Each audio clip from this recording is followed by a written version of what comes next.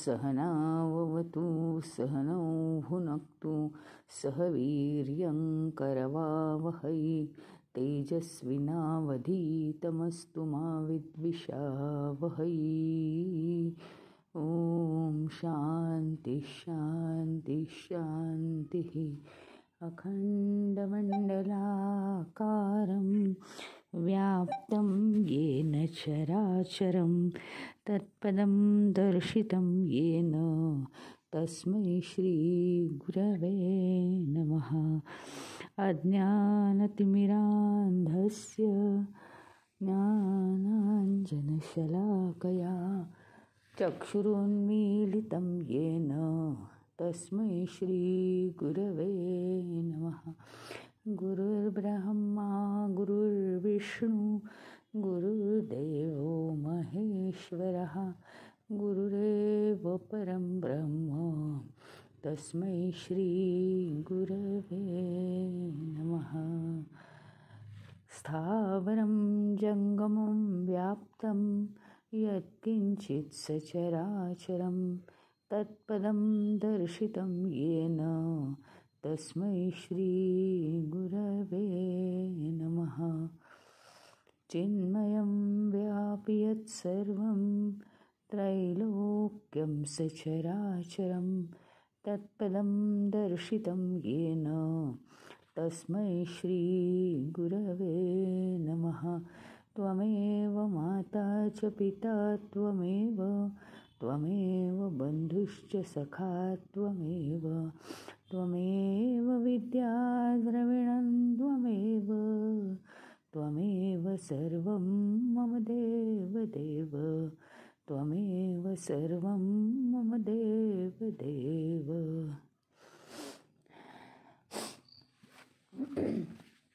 सध्या आपला हा विषय चालू आहे की 3 प्रकारचे आपले देह आहेत. 3 प्रकारच्या देहातून 3 प्रकारच्या अवस्था चालू असताना हे चैतन्य कसं कार्यरत असतं, हे आपलं आता 2 दिवस हाच विषय झाला. त्याच्यातच आता पुढे सगळं चालू होणार आहे की त्याच्यातच आणखीन डिटेल्स किंवा नेमकं होतं काय पुढे. स्थूल जागृत अवस्थेत चैतन्य स्थूल देहातून कार्य करतं, स्वप्नावस्थेत चैतन्य सूक्ष्म देहातून कार्य करतं आणि हे सगळे ॲब्सेंट असतात कारण देह फक्त असतो त्यावेळी सुषुप्त अवस्था असते. त्या कारण देहातून चैतन्य सुषुप्ती अवस्थेत कार्य करतं. आता हे आपल्याला कळलं आणि तेही समजलं. जागृत अभिमानी जीव, स्वप्न अभिमानी जीव आणि सुषुप्ती अभिमानी जीव त्याला म्हणतात जरी चैतन्य कार्य करत असलं तरी, कारण देहाशी त्याचा संयोग झालाय म्हणून त्याला जीव म्हणतात. आता लिंबू हे आहे पण पाण्यात गेलं की त्याला लिंबाचं सरबत म्हणतात, लिंबू म्हणत नाहीत. मी ना लिंबू पितोय असं नाही ना म्हणत आपण. म्हणजे गुणधर्म बदलतात. पंचमहाभूतांमध्ये चैतन्य हे प्रमुख, परंतु त्या देहाशी त्याचा संबंध आल्यामुळे कार्य करणारा किंवा व्यक्त होणारा जो आहे तो जीवच आहे, जरी चैतन्याने केलं तरी सुद्धा. तर आता पुढच्या श्लोकात ते काय सांगतात त्याचंच पुढचं स्पष्टीकरण आहे. अत्यंत महत्त्वाचं आणि अत्यंत इंटरेस्टिंग. पुनश्च जन्मांतर कर्मयोगात स एव जीवस्वपिति प्रवृद्धः पुरत्रये क्रीडति यश्च जीवः ततस्तु ज्ञातं सकलं विचित्रम् आधारमानन्दमखण्डबोधं यस्मिल्लयं याति पुरत्रयम् पुरत्रयं च. ते म्हणतात पुनश्च जन्मांतर कर्मयोगात. पुन्हा पुन्हा हे जन्मजन्मांतरीच्या कर्मांच्या योगामुळे काय होतं? सएव जीव स्वपिति प्रबुद्ध. हा जो जीव आहे ना, त्या कर्मांच्या योगाने किंवा कर्मांमुळे, कर्मांच्या जाळ्यात अडकल्यामुळे हा जो जीव आहे तो स्वपिति प्रबुद्ध, म्हणजे जागृत आणि स्वप्नावस्थेत पुरत्रये क्रीडतीयश्च जीव. पुन्हा पुन्हा तो खेळतो. पुर म्हणजे नगर, त्रये 3 नगरांमध्ये. कोणची 3 नगरं आहेत? तर जागृती, स्वप्न, सुषुप्ती. या 3 नगरांमध्ये केवळ जन्मजन्मांतरीच्या कर्मांमुळे तो पुन्हा पुन्हा त्या 3 नगरांमध्ये क्रीडा करतो. ततस्तु जातं सकलं विचित्रं. ततः तु जातं. काय होतं? म्हणजे आता हळूहळू आपल्याला कळेल पुढे पुढे जाऊन काय व्हायला पाहिजे आणि काय घडतं आहे. मग हे काय होतं? जातम म्हणजे जन्म पावणे. अशी विविधता जन्माला येते या कर्मांच्यामुळे. पण त्याला सगळ्याला कारण म्हणजे अधिष्ठान इथे दिलंय. आधारम आनंदम अखंड बोधम. आधार म्हणजे अधिष्ठान, जे सर्वांचं अधिष्ठान आहे, सगळ्याचं आनंदाचं कारण आहे, असं चैतन्यच मुळे याला जबाबदार. म्हणजे काय? चैतन्य जबाबदार असं नाही, म्हणजे चैतन्य या सगळ्यावरचा बेस आहे. ते ज्याच्या योगाने आपल्याला हे सगळं दिसू शकतंय. यस्मिन् लयम याति पुरत्रयं च. यस्मिन ज्याच्यामध्ये लयम लय पावायला हवं होता. हा सगळ्यात महत्त्वाचा मुद्दा इथे सांगितला आहे. ज्याच्यामध्ये लय पावायला हवं होतं म्हणजे काय? कोणचं लय पावण्याची अवस्था आहे? जिथे आपल्याला सगळी इंद्रिय मनबुद्धी ॲब्सेंट आहेत, म्हणजे ती स्थिरावली आहेत, शांतावली आहेत. तिथे ते सगळं लय पावायला हवा होता की नाही जीवनाचा खेळ. आता कळेल आपल्याला. आपण आत्तापर्यंत म्हणजे उपनिषद हे कोणत्या स्थानावर आहे ह्याची आपल्याला आता प्रचिती येत जाईल. आत्तापर्यंत आपण एक वाक्य वापरत होतो. खरोखरी ईश्वराची केवढी कृपा आहे की तो आपल्याला दररोज रात्री झोपवून सकाळी उठवतो. आपल्या ज्ञानानुसार ते बरोबरच होतं. दररोज तो सकाळी आपल्याला उठवतो, ही त्याची कृपा आहे. त्याने जर आपल्याला सोडून दिलं, हे एका अंशी बरोबर आहेच, ते मी डावलत नाही आहे. त्यांनी जर आम्हाला आमच्याकडे लक्ष घालणं सोडून दिलं तर आम्ही जिवंत राहू का? म्हणजे त्याची केवढी मोठी कृपा आहे.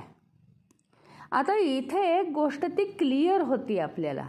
काय ते म्हणतात की यस्मिन लयम, ज्या अवस्थेमध्ये लय पावायला हवा होता हा खेळ, जिथे सगळे थांबले होते, मनबुद्धी चित्त अहंकार इंद्रिय देह सगळे थांबून गेले होते, त्या तुमच्या 4-6 तासाच्या सुषुप्ती झोपेत सगळे थांबले होते बिचारे. तिथे असं नाही झालं पण की ती अवस्था संपली, म्हणजे तीच अवस्था राहिली कायम. पुन्हा काय झालं, काही काळानंतर पुन्हा तो जीव जो आहे तो जागृती स्वप्नावस्था भोगू लागलेला आहे. पुन्हा तो क्रीडा करायला लागला आहे काही काळानंतर. त्याचं कारण एकच, जन्मजन्मांतरीच्या कर्मयोगामुळे कर्माचा संयोग झालेला आहे आणि ती कर्म करण्यासाठी आपसुकच तो देह पुन्हा पुन्हा उठून कामाला लागतो. आणि म्हणून जरी सुषुप्ती अवस्थेमध्ये सगळं लय पावत असलं तरी ती अवस्था आपली टिकत नाही. सगळं जसं चैतन्य करतंय असं वाटतं, शब्दांमध्ये असं सांगता येत नाही हे प्रत्यक्षात. जसं तो टी व्ही काही करतो का, फक्त बेसला स्क्रीन पाहिजे की नाही टी व्हीचं, तो टी व्ही नाही काही करत. आपण काही करतो का, फक्तच बटन दाबतोय तरीसुद्धा त्याच्यावर सगळी चित्र येत आहेत. त्याप्रमाणे अधिष्ठान बेसला, आधाराला चैतन्य आहे आणि म्हणून हे सगळं दिसतंय. आणि म्हणून चैतन्यामुळे अरे टी व्ही आहे म्हणून टी व्हीच्या स्क्रीनमुळे आम्हाला दिसतं असं तर आपण म्हणत नाही ना सारखं, ते आहेच. त्याप्रमाणे चैतन्य हा सगळ्याचा आधार, सगळ्याचा अधिष्ठान आहे आणि त्याच्यावर हे सगळं क्रीडा करतंय आणि ते प्रकाशात येतं, मग ते आपल्याला दिसतं. एवढंच महत्त्वाचं की सुषुप्ती अवस्थेनंतर सुद्धा आपण पुन्हा पुन्हा आपल्या जागृत आणि स्वप्नावस्थेत ओढले जातो. म्हणजे जागृत अवस्थेचाच परिणाम स्वप्नावस्था आहे. स्वप्नावस्था ही अशी स्वतंत्र नाही आहे. जागृत अवस्था आणि जन्मजन्मांतरीचे विचार याच्यावरच तर मुळी स्वप्नावस्था अवलंबून आहे.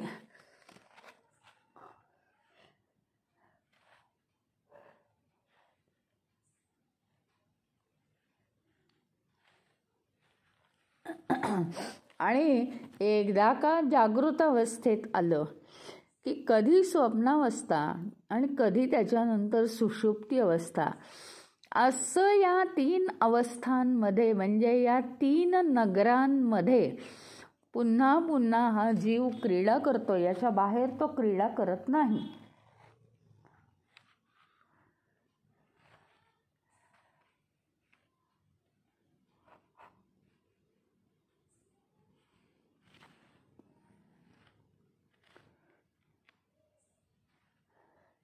आणि काय होतं, सुषुप्ती अवस्था ही सुद्धा एक अवस्था आहे. परत त्या दिवशी आपण बघितलं की आनंदमयी कोश ही सुद्धा एक अवस्था आहे. तो म्हणजे परमानंद नाहीच आहे. आणि थोडंसं कॉन्ट्राडिक्शन आहे, म्हणजे अतिशय विरोधाभास आहे की आनंदमयी अवस्था ह्याचा अर्थ केवळ चित्त, वासना कोश ही आनंदमयी अवस्था आहे. अज्ञान आहे तिथे, म्हणजे तो आनंदमयी कोश का झाला आहे हे सुद्धा सांगते की आनंदमयी कोश आहे तिथे पूर्ण अज्ञान आहे. आणि वासना पूर्ण करण्यासाठी हा जीव जो झटतो तो त्या जीवाचा आनंद आहे. या पंचमहाभूतात्मक देहामध्ये भले तो रडो, भले तो दुःख भोगो, भले तो सुख भोगो, पण तोच त्याचं जीवन पूर्ण करणारा आनंद आहे. म्हणून त्याला आनंदमयी कोश म्हटलंय. आनंद म्हणजे काय, पूर्णपणे अज्ञानात असल्यामुळे हा जीव त्या वासना भोगत तो त्यांची वासनांतून निर्माण झालेली कर्म, मग ती कधी कष्टाची असतात, कधी त्रासदायक असतात, कधी चिंताजनक असतात, तरी ती तो भोगतो. मग दुःख भोगो का सुख भोगो, त्याला म्हणतात आनंदमयी कोश. जीवाला त्यातून आनंद, आराम, समाधानच मिळतं. म्हणून नाही तर तुम्ही म्हणाल आनंदमयी कोश म्हणजे आनंदच आनंद. मी बघितलेलं आहे जे या विषयांवर कॉलेजेसमध्ये लेक्चर्स देतात त्यांना या आनंदमयी कोशाचं काही समजत नाही. ते म्हणतात आनंदमयी कोश म्हणजे काय, चैतन्य नाही आहे ते. आणि ते काय काय ते आपलं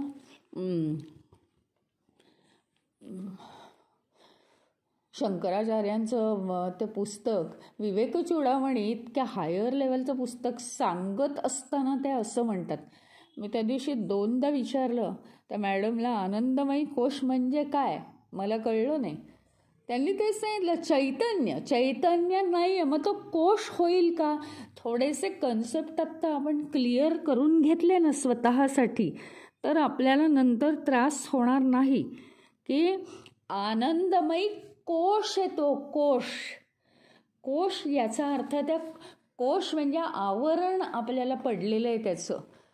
आणि त्याच्यामुळे आनंदमयी कोश हा चित्तातल्या वासनांना, तुम्हाला माहिती आहे पहिला अन्नमयी आहे, नंतर मनोमयी, विज्ञानमयी म्हणजे बुद्धी, आणि मग आनंदमयी कोश आहे. तो आनंदमयी कोश म्हणजेच चित्त. देहाचे जे हे 5 भाग आहेत, देह, प्राण, मन, बुद्धी, चित्त, हे ते 5 कोश आहेत. कोश म्हणजे त्याच्यात आपण अडकलोय, गुरफटलोय. कोश अळीभोवती जो कोश तयार होतो त्या कोशातून किडा बाहेर पडतो नंतर. तर या वासनांचं जे जाळं आहे त्याच्यात जीव, त्यातनं कर्म निर्माण झालेली असतात ती करून तो आनंद उपभोगायला बघतो. आणि या कर्मांच्या प्रकरणामुळेच, कर्मयोगामुळे, कर्मयोग म्हणजे त्या वासना असतात त्या वेळेस त्या जीवाची ती कर्म उभरून आणतात, म्हणजे निर्माण करतात त्या काळी. आणि ती कर्म आपल्या आजूबाजूला निर्माण झाली रे झाली. उदाहरणार्थ बघा तुम्ही, आता काय होतं की वय वाढत जातात आणि आता ना आराम करावासा वाटतो की तेवढ्यात काय होतं, मुलाला मुलगा होतो. आणि मग काय होतं माहिती का, हे आजी आजोबा त्या नातवामध्ये खूप अडकतात म्हणा, गुरफटतात म्हणा, त्याच्या प्रेमात पडतात म्हणा आणि त्याचं संगोपन करायला लागतात. त्याचं कारण काय असतं की आता ते कर्म त्यांचं उभरून आलंय, ते कर्म निर्माण झालंय आणि ताबडतोब मग हे मनोशरीर यंत्र त्या कर्माच्या मागे लागतं. ॲटोमॅटिक ही ओढ आहे आपल्याला आणि ती कर्मच पूर्ण करण्यासाठी आपण इथे आलेलो आहोत. त्याच्यामुळे कर्म ही त्या काळामध्ये तुमच्या देहाला, तुमच्या मनाला ते किती सुटेबल आहे, किती त्रासदायक आहे हे विचारलं जात नाही. त्यावेळी ते कर्म निर्माण होतं. ती संपूर्ण अवस्था तुमच्या आजूबाजूला निर्माण होते. बीजरूपात ते आहेच वासनांमध्ये. असं काहीही म्हणू शकत नाही की ह्याच्यामुळे असं झालं आणि त्याच्यामुळे मला आराम मिळाला नाही. तर ती ऑटोमॅटिक बीजरूपाने जे आहे त्याला अंकुर फुटतो आणि ती कर्म निर्माण झाली रे झाली की हा जो जीव आहे त्या कर्मांच्या मागे लागतो आणि ती कर्म पूर्ण करायच्या इच्छेने तो निघतो. त्याला पूर्णपणे प्रेरणा आहे कर्मांची. एवढं मोठं कारण आहे म्हणून सुषुप्ती, गाढ निद्रेत सुद्धा तो काय होतो, गाढ निद्रेत सुद्धा तो जागृत होतो. गाढ निद्रेमध्ये काय व्हायला पाहिजे, कायमचं लय व्हायला पाहिजे, पण ते होत नाही. केवळ कर्मांची ओढ, कर्मांची प्रेरणा.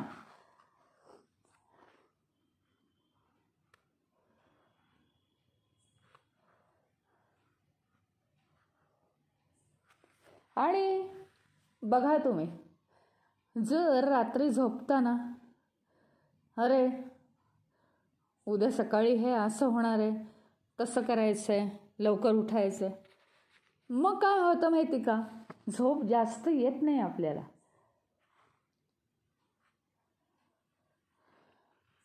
आपल्याला जे झोपेची प्रवृत्ती व्हायला पाहिजे त्याला हा विचार विचलित करतो. सारखी जाग येते आपल्याला.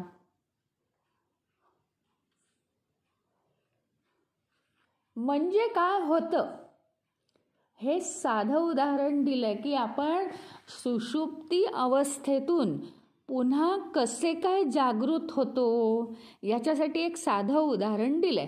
की उदाहरणार्थ असं समजा की रात्री झोपताना आपण म्हटलं अरे उद्या तर आपल्याला ट्रिपला जायचं आहे, असं चांगलं उदाहरण घेऊ आपण, असं करायचं आहे तसं करायचं आहे, किंवा एखादं जबाबदारीचं काम आहे, उद्या अमक्या ऑफिसात जायचं आहे, 7ची ट्रेन आहे, म्हणजे खूप लवकर उठावं लागेल, आवरलं पाहिजे सगळं, यायला खूप उशीर होणार आहे, डबा घेऊन जाऊ, हे असं सगळं आपल्या मनात आलं रे आलं की झोपतो आपण लवकर, पण 2लाच जागील, 4लाच जागील, 3लाच जागील.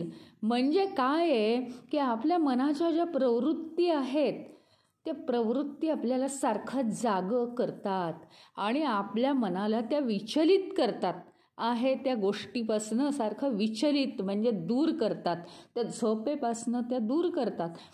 अगदी याच पद्धतीने आपल्या मनामध्ये जे जे विचार साठलेले असतात तेच विचार आपल्याला ते अदृश्य रूपात असतात वासनांमध्ये, त्याच्यामुळे ते कळत नाही. आणि हे जे विचार आहेत की उद्या सकाळी उठून मला असं करायचं आहे, हे थोडेसे प्रदर्शित झालेले विचार आहेत, पण जे अदृश्य रूपात आहेत ते आपल्याला सुषुप्तीतून सुद्धा ओढून बाहेर काढतात आणि आपण उठतो आणि कामाला लागतो परत.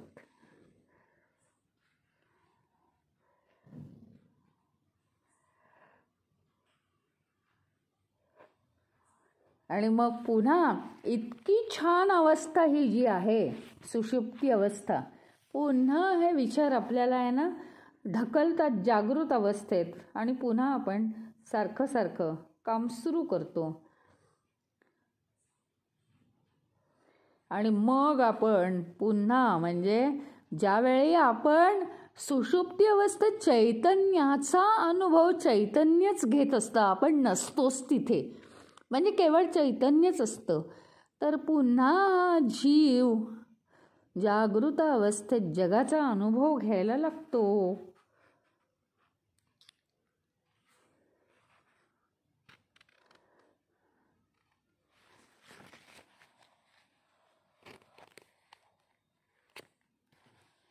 आणि होतं काय माहिती का, ज्यावेळी आपण जागृत आणि स्वप्नावस्थेत येतो पुन्हा भूमिका करायला लागतो, त्याच्यातून सुद्धा खूप विचलनं निर्माण होतात. म्हणजे ही सगळी गुंतागुंतच आहे शेवटी. त्याहीमुळे आपण पुन्हा सुषुप्तीतून बाहेर पडतो.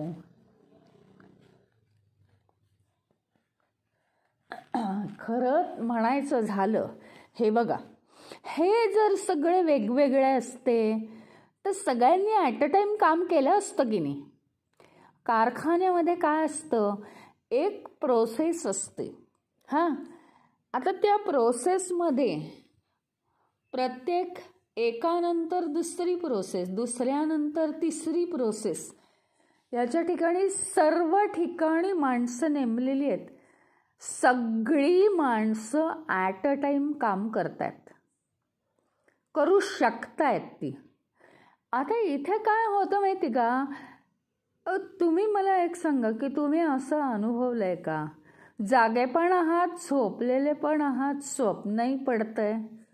नाही, एका वेळी नाही आहेत या 3 अवस्था. ह्याचा अर्थ हा जो आपल्याला वेगवेगळा भासणारा जागृत अभिमानी, स्वप्न अभिमानी, सुषुप्ती अभिमानी जीव हे वेगवेगळे नसून ते एकच आहेत, फक्त त्या अवस्थेत त्यांना नावं मिळालेली आहेत.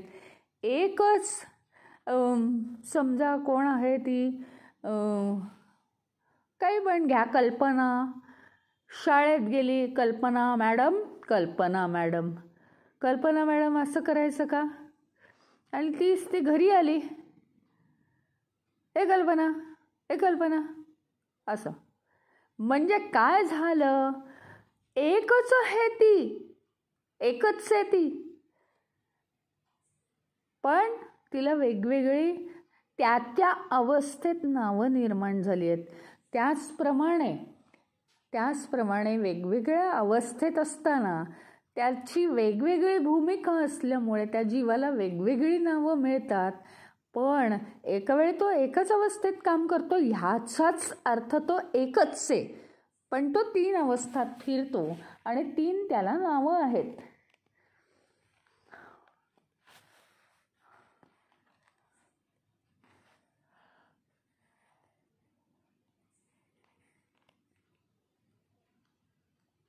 आधी काय होतं, स्वप्नावस्थेला कारण काय आहे, कारण काय असू शकतं. म्हणजे हे बघा, स्वप्नावस्था ही इलॉजिकल आहे बरं का.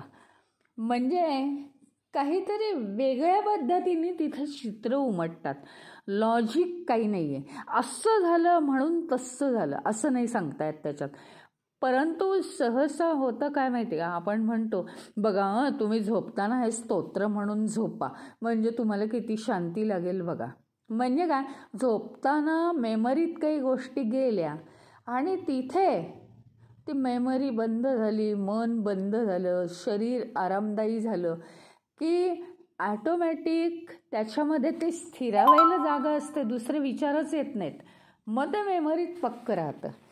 त्याप्रमाणे आपण जर झोपताना म्हणजे जागृत अवस्थेमध्ये पण झोप लागत असताना काही विचार केले तर ती अवस्था आपल्याला, ते विचार स्वप्नावस्थेला कारणीभूत ठरू शकतात.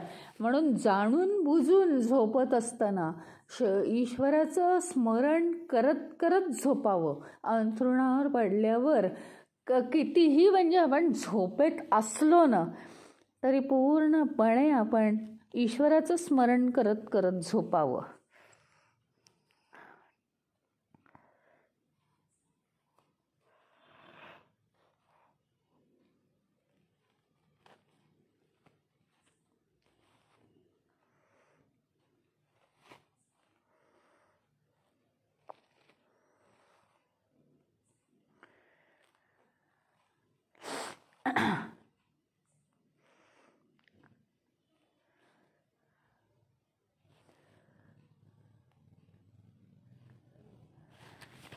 आणि मग हे सगळं शेवटी या वासना का होतात किंवा पुन्हा पुन्हा आपण त्याच्यातच रिपीटेशन, म्हणजे कळत असून सुद्धा एवढा तास झाला की पुन्हा पुन्हा मी माझं ॲटोमॅटिक होतं आपल्याकडून, ते काही मुद्दाम केलं जात नाही, पण पुन्हा पुन्हा हे का होतं.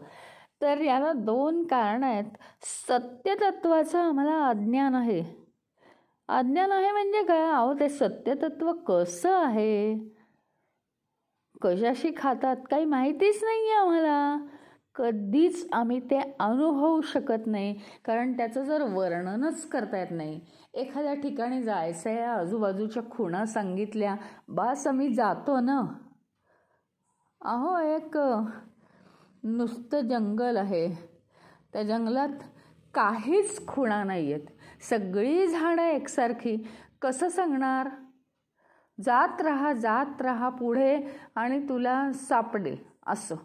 आता कशाच्या जवळ आहे, काय आहे, कुठे स्थान आहे ते, आणि तेही जिथं जायचं आहे स्थान, ते स्थानही झाडच आहे म्हणे. झाडावर काही विशेष नाव नाही, खास काही नाही, आणि तिथे काही कोणी जमलेलं दिसणार नाही आहे, फक्त तिथे गेलं की तो अनुभव लागणार आहे. म्हणजे कधी आयुष्यात हे झाड सापडेल का हो. सगळीकडे एकसारखी झाडं आहेत, तर काय तुम्ही पिंपळाचं म्हटलं तर सगळीकडे पिंपळाची झाडं आहेत. रस्ता हा प्रकारच नाही आहे जंगलात. आमचं सत्यतत्वाच्या बाबतीत असं झालेलं आहे. इथे काय आहे, अनेक गोष्टी आहेत आमच्याकडे वर्णन करायला, ह्यातली एकही गोष्ट तिथे वर्णनात्मक बसतच नाही. किती मोठी मोठी उदाहरणं देऊन थकलेत लोक.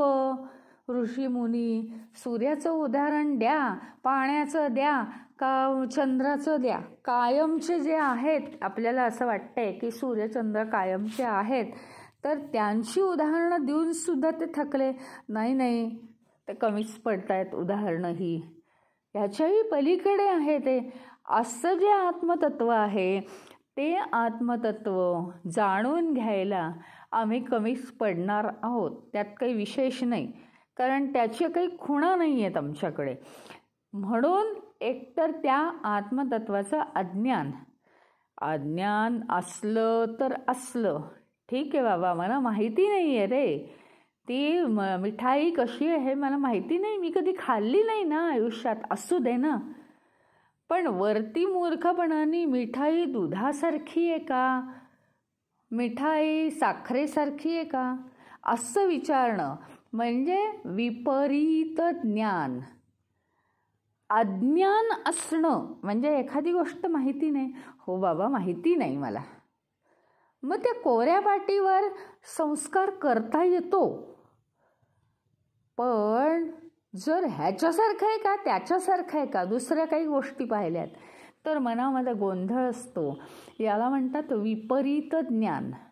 म्हणजे अंधारामुळे, डोक्यात गोंधळ झाल्यामुळे एक दोरी पडलेली आहे त्याच्या जागी, ती दोरी नाही असं वाटू शकतं, तर काहीच प्रॉब्लेम नाही. ती दोरी आहे का, नाही दोरी नाही वाटत आहे हो, इथपर्यंत सगळं ठीक आहे, काही प्रॉब्लेम नाही. पण दोरी नाही, साप वाटतोय, झालं. काही नसलेलं, सापाने अजून स्पर्शही नाही केला, मी सापाला पाहिलं पण सापाने मला पाहिलंही नाही, कारण तो साप नाहीच आहे, तरीसुद्धा विष भिनलं अंगात. काय करणार, त्या भीतीने सुद्धा मृत्यू येऊ शकतो. आता तो साप कुठे गेला असेल, सकाळ झाली, अरे अजूनही तिथेच आहे, म्हणजे काय, तो आता माझं वाईटच चिंतोय. म्हणजे जे नाही आहे त्याची सुद्धा आपल्याला भीती आहे. याला म्हणतात विपरीत ज्ञान. विपरीत ज्ञान म्हणजे अयोग्य ज्ञान.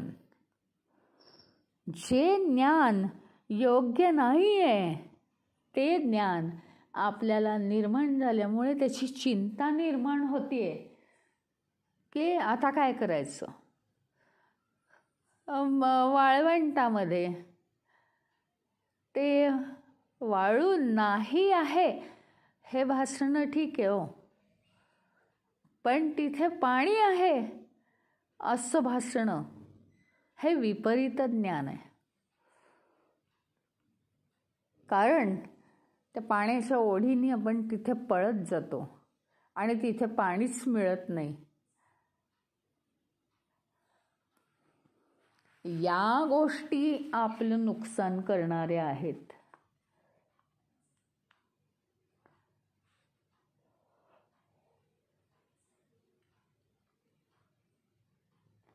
त्यामुळे काय आहे, अज्ञान आणि विपरीत ज्ञान, अज्ञान होणं आणि विपरीत ज्ञान होणं या दोन्ही गोष्टी स्वप्न आहेत. स्वप्न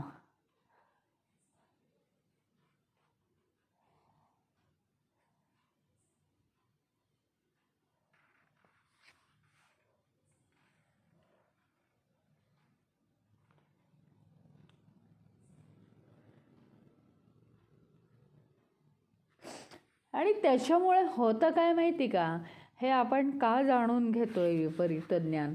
ते विपरीत ज्ञान आम्हाला ऑलरेडी आहे आमच्या मनामध्ये. म्हणून इतके छान अवस्थेत गेलेला, सुषुप्ती अवस्थेत गेलेला हा जीव पुन्हा पुन्हा या दोन प्रकारच्या ज्ञानांमुळे, एक अज्ञान म्हणजे त्या गोष्टीचं ज्ञानच नसणं आणि एक विपरीत ज्ञान होणं, ह्याच्यामुळे पुन्हा पुन्हा तो जगाचा अनुभव घ्यायला उद्युक्त होतो आणि घोर अरण्यात तो पडतो. कारण एका विपरीत ज्ञानातून दुसरी अनेक विपरीत ज्ञान सुरू होतात.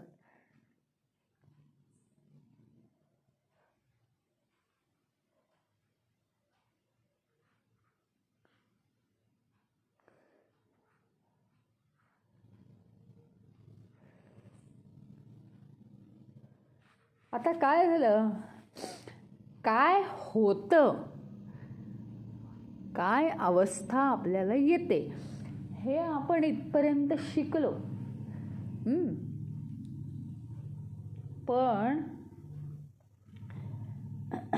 आपल्याला नेमकं काय करायचं आहे संशोधन करण्यासाठी, काय काय अडचणी आहेत, काय काय गोष्टी आहेत, अज्ञानाच्या गोष्टी काय आहेत, आणि नेमकं ते कार्य कसं करतं हे चैतन्य, हे सगळं समजावून घेणं आवश्यक होतं. आणि ते आपण समजावून घेतलं.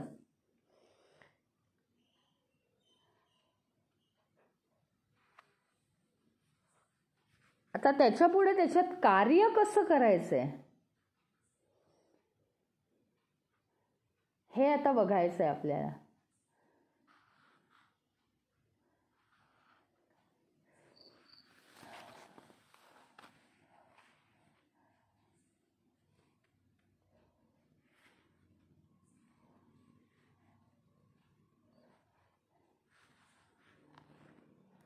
एक तर काय आहे बघा, या 3 अवस्थांच्या 3 नगरीत फिरणारं हे आत्मतत्व आहे.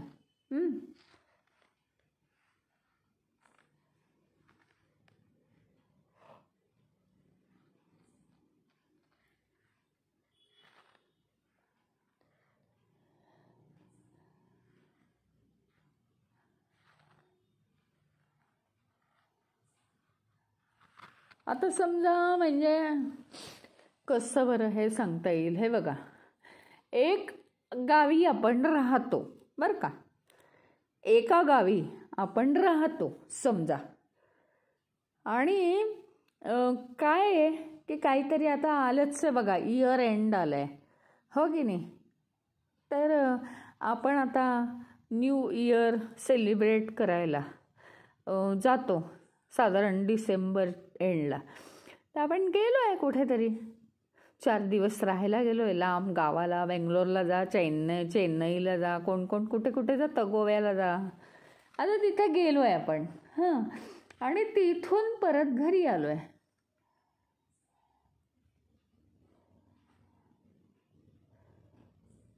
मग काय होतं,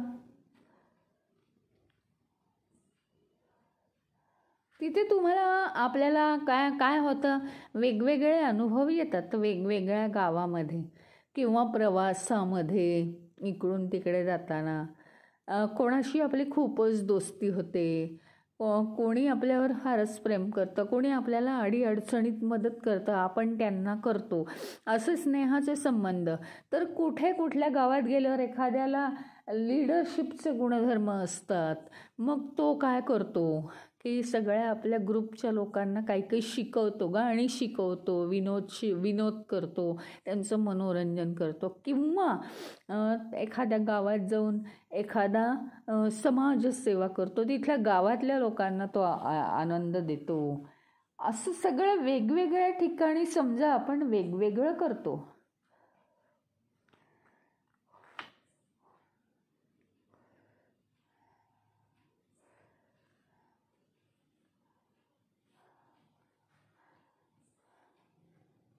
आता काय झालं, हे सगळं आनंदाचं काम चालू आहे, आणि एकदम कोणीतरी खिसा कापला आपला, पर्स चोरली, काहीतरी झालं, आणि मग काय होतं, एकदम दुःख येतं आपल्याला वाटायला, काळजी वाटायला लागते, आता कसं होणार.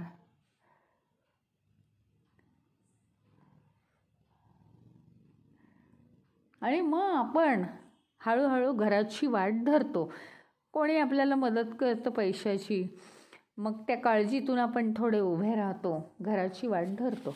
असं एक जर दृश्य घेतलं जीवनात अशाच घटना कमी जास्त सारख्या घडत असतात.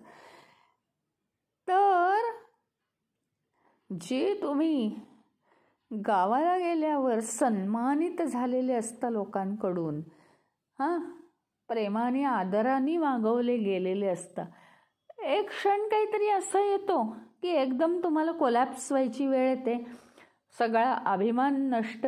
अरे अरे म्हणजे तुम्ही समाजसेवा केली एका गावात आणि आता काय आहे, अरे अरे मला मदत करा, माझ्याकडे पैसे नाही आहेत, घरी गेल्यावर तुम्हाला पाठवतो, इतकी वेळ येते. पण हे सगळं काय आहे, त्या वेळेस ती कर्मांची फलप्राप्ती आहे. आणि हे सगळं भोगणारा कोण आहे, तर एकच आहे, हे आपल्याला कळत नाही. आपल्याला फक्त एवढंच वाटतं, अरे मगाशी आपल्याला एवढं सुख होतं आणि आत्ता आपल्याला एवढं दुःख काय.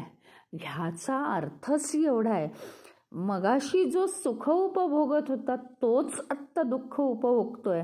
म्हणजे सगळं हे उपभोगणारा एक आणि एकच जीव आहे खरोखर, वेगवेगळे नाही आहेत ते.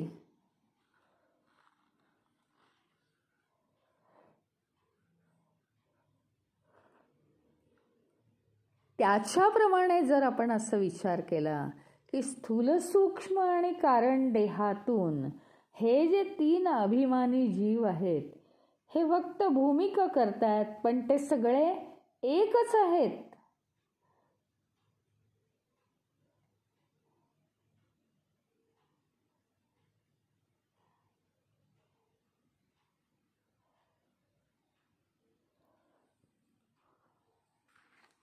ते काही वेगवेगळ्या अवस्था नाहीत.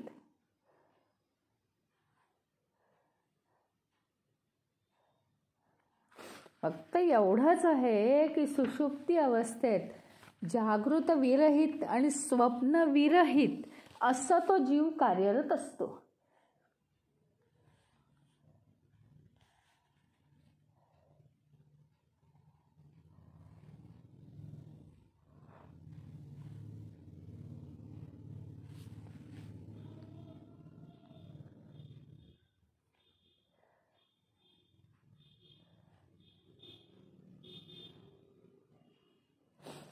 या आता 3 जीवांची, आता हे बघा, सुषुप्ती अवस्थेमध्ये जो सुषुप्ती अभिमानी जीव आहे ना, तो जो कार्यरत असतो त्याच्यापासून काही सुखदुःख निर्माण होत नाहीत. परंतु सूक्ष्म अभिमानी जीवाला आणि स्वप्न अभिमानी जीवाला जी सुखदुःख उत्पन्न होतात, त्या सुखदुःखांपासनं अलिप्त राहण्याचं तंत्र जर तो शिकला की मला ती होऊ शकत नाहीत, कारण मी चैतन्य आहे आणि या भ्रमात मी सापडणार नाही, असं जर त्यांनी ठरवलं तर ती जाऊ शकतात ते भोग. कारण ते भोग लागणार कोणाला शेवटी, भोग घेणाऱ्यांनी भोग घेतलेच नाहीत त्याचे, ते येतील आणि जातील.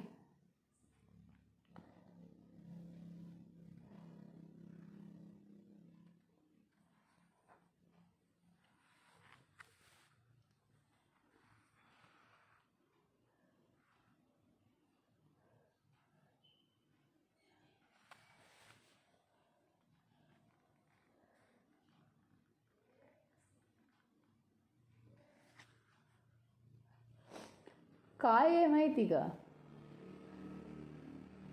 सुषुप्तीतून बाहेर आल्यानंतर आपल्याला एवढंच जाणवतं की आपल्याला किती आराम पडला, एवढंच फक्त जाणवू शकतं. कारण तिथे बाकीचं सगळं ॲब्सेंट होतं. स्वप्नातून बाहेर पडल्यानंतर, स्वप्नावस्थेतून बाहेर पडल्यानंतर काय होतं,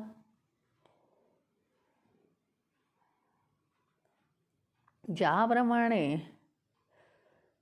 जागृत अवस्थेतले सगळे निर्जीव सजीव हे आपल्याला वेगवेगळे दिसू शकतात. स्वप्नावस्थेतून बाहेर आल्यानंतर स्वप्न निर्जीव वाटायला लागतं आणि आपण या विश्वातले जागृतपणीचे अनुभव घ्यायला लागतो.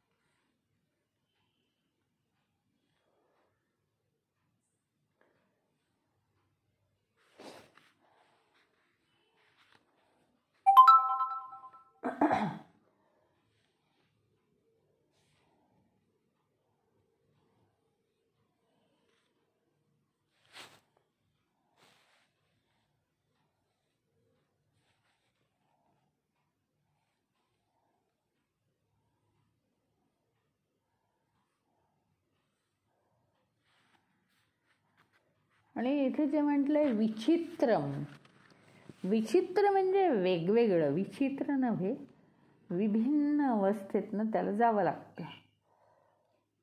ते महत्वाचं आहे.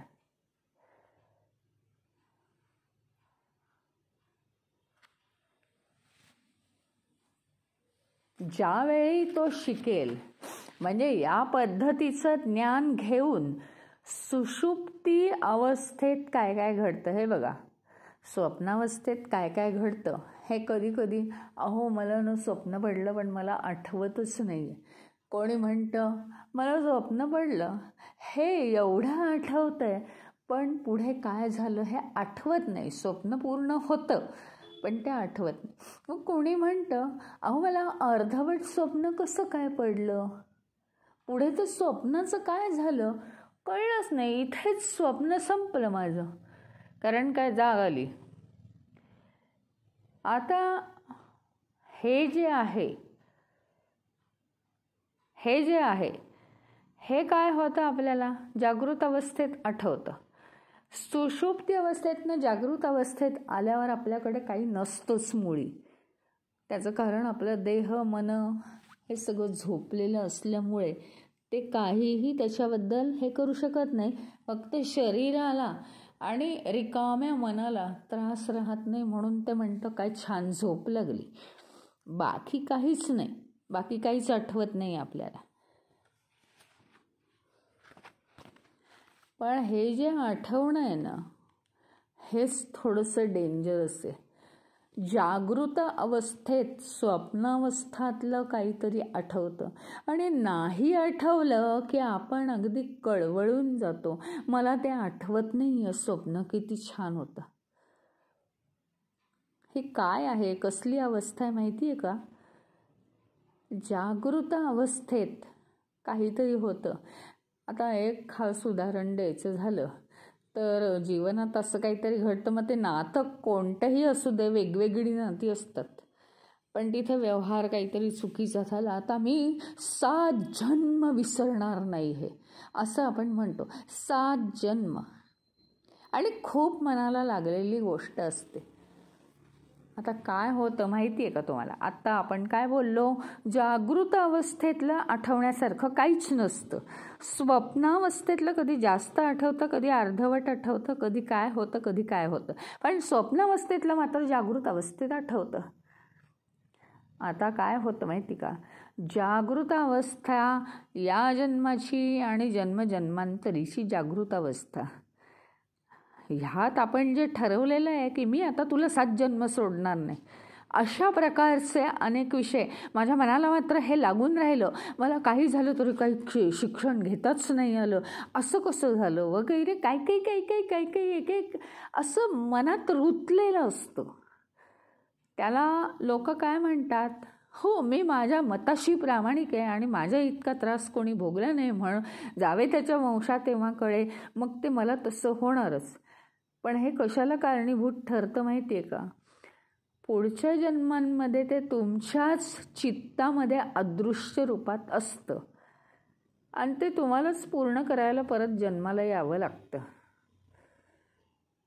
स्वप्नावस्थेतलं सगळ्या गोष्टी जागृत अवस्थेत आठवतात आणि जागृत अवस्थेतल्या सगळ्या गोष्टी जन्मजन्मांतरीच्या परंपरेमध्ये नेऊन सोडतात त्या विचारांना.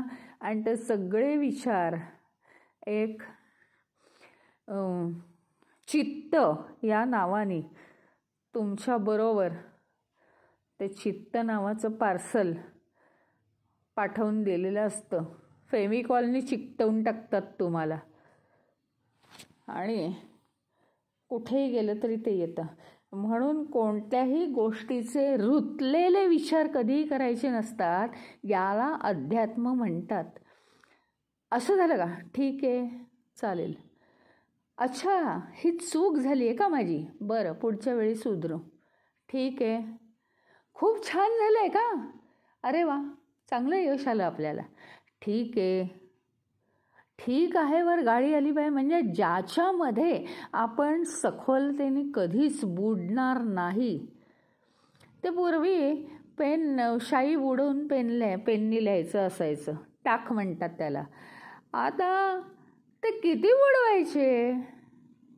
ते काय पूर्ण टाक त्याचं लाकूड बिकूड सगळं बुडवायचं का? लिहिताना काय वेळ टपा टपा टपा पाणी कागदावर शाई कागदावर गळेल. म्हणजे जे साठवलंय जास्तीचं त्याच्यात ते गळत राहील. अक्षरं दिसतील का? आपलं ते झालंय. सारखं प्रत्येक विचारात बुडाल्यामुळे ते जसं टाकाच्या लाकडाला शाई चिकटली आणि लिहायला गेलं की ते अक्षर दिसत नाही. कारण अक्षर लिहिलेलं जे आहे आपण त्याच्यावरती शाई पडते. त्याप्रमाणे आपण सारखे रुतलेले विचार मनामध्ये केले किंवा एकदा विचार चालू झालं की एकदम हॉरिझॉन्टल लाईन लागते त्या विचारांची. चालू चालू चालू चालू चालूच आहे, अजून संपलाच नाही आहे तो विचार. तर ते विचार आपल्या चित्तावस्थेत वासनांच्या रूपाने हळूहळू ते ओझं वाढत जातं आणि त्याच्याबरोबर जन्मांची संख्या वाढत जाते. तर ते आपण ठरवायचं आहे. त्यामुळे या जन्मामध्ये कितीही सुंदर अक्षरं त्या टाकाने लिहिली तरी ज्या विचारांमध्ये आपण बुडलेलो आहे त्या विचाररूपी शाई त्या कागदावर टपकत राहते आणि अक्षरं दिसण्याऐवजी शाईचे धब्बे पडतात सगळीकडे कागदाला.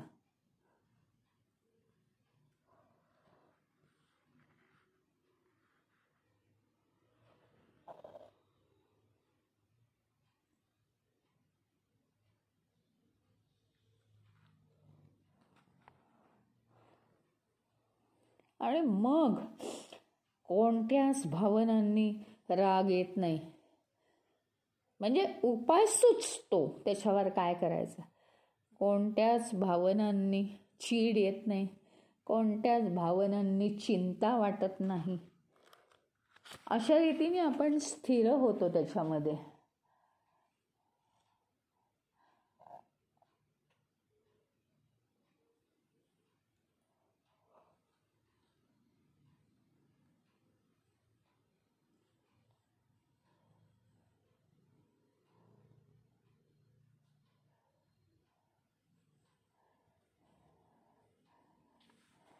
एक तर म्हणजे हे बघा, या श्लोकामध्येच दिलेलं आहे की जन्मजन्मांतरीच्या वासनांमुळेच आपण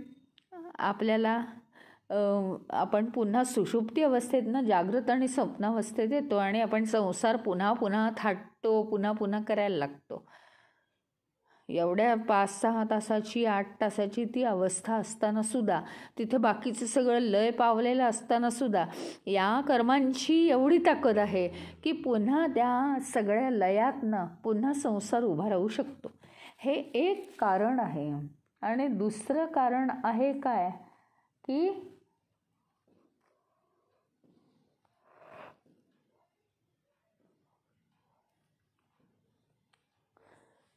ज्ञानेंद्रिय जी आपली आहेत ती ज्ञानेंद्रियांचा संयोग बाह्य जगाशी येतो. हे एक आणखीन नवीन कारण आहे की बाह्य जगाशी त्यांचा संयोग आला की मायाच आहे ती, की मग काहीतरी हे घ्यावंसं वाटतं, ते घ्यावंसं वाटतं, हे करावंसं वाटतं, ते करावंसं वाटतं, असे आपण भरकटतो.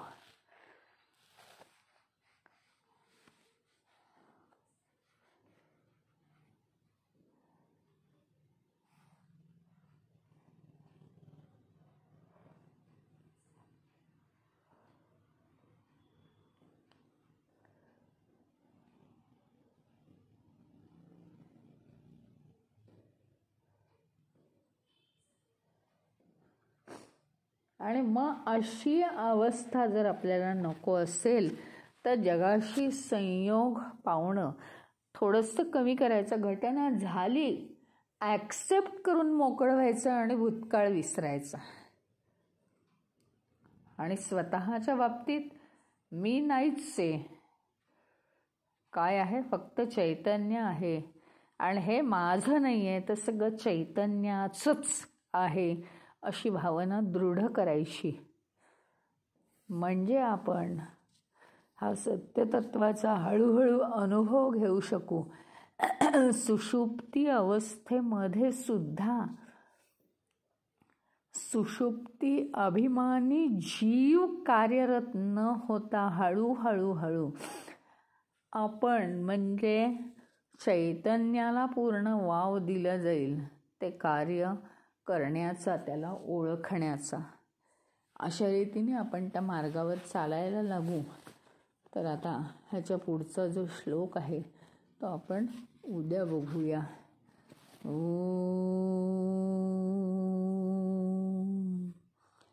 ओम पूर्णमदः पूर्णमिदं पूर्णात् पूर्णमुदच्यते पूर्णस्य पूर्णमादाय पूर्णमेवावशिष्यते. ओम शांति शांति शांति. हरि ओम. श्री गुरुभ्यो नमः. हरि ओम.